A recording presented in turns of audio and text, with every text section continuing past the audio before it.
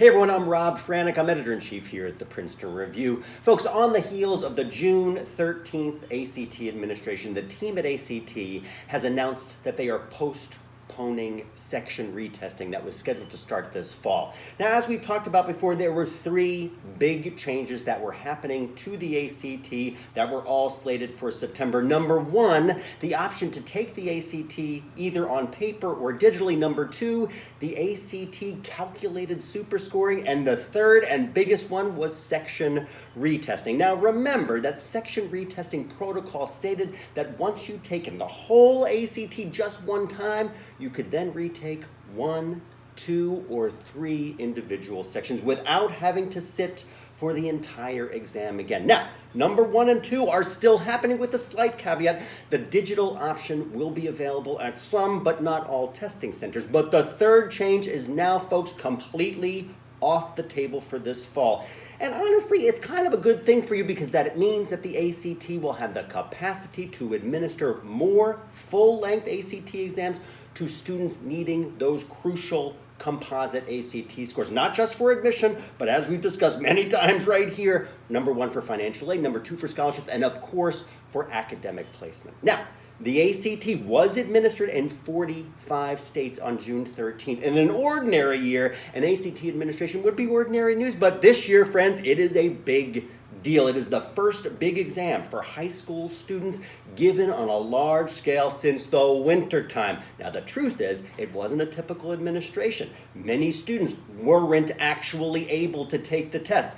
The many who were screened for COVID-19 symptoms before being permitted to test. They were also encouraged to wear masks, and they were required to sit at least 6 feet apart.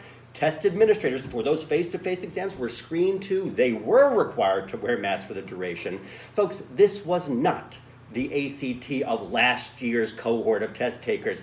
But now ACT has administered the exam in a COVID-19 environment, and friends, that is big news. The ACT team is working also to improve the process and increase testing capacity for the next administration, which is the July 18th administration, as well as for future ACT dates. Now, students who were already registered for those July 18th test dates, those students, they should know the status of those exams, specifically whether they'll be able to take it or not by the end of June. Now, for the fall too, the ACT is looking to expand test center capacity. Now, they're even considering adding more test dates to the schedule.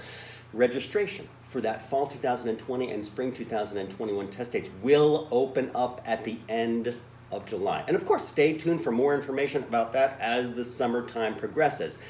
Now, folks, our team is, of course, looking ahead to late fall and to early winter. ACT is still planning to roll out their remote proctoring option on a limited basis. We'll, of course, continue to update you there as well. But folks, please know that as we get a firmer footing, we can start to make a durable plan for that new ACT of the future. And with one ACT date behind you and us, our team feels very confident what the future ACT administrations are actually going to look like. And of course, we are transferring all of that information to you pronto right here on our YouTube channel. Now, back to the idea of single section retesting. ACT is still planning to do those single section retests, but not immediately. As of now, they're looking to make that option available in later 2021. But they're first prioritizing safe and equitable access to the complete ACT exam. So, of course, during this pandemic time, special testing options will be considered throughout 2021. And then section retests may actually be postponed in the future again. Now, to ensure, let's make sure that we understand that everyone who needs to take the full ACT can do so.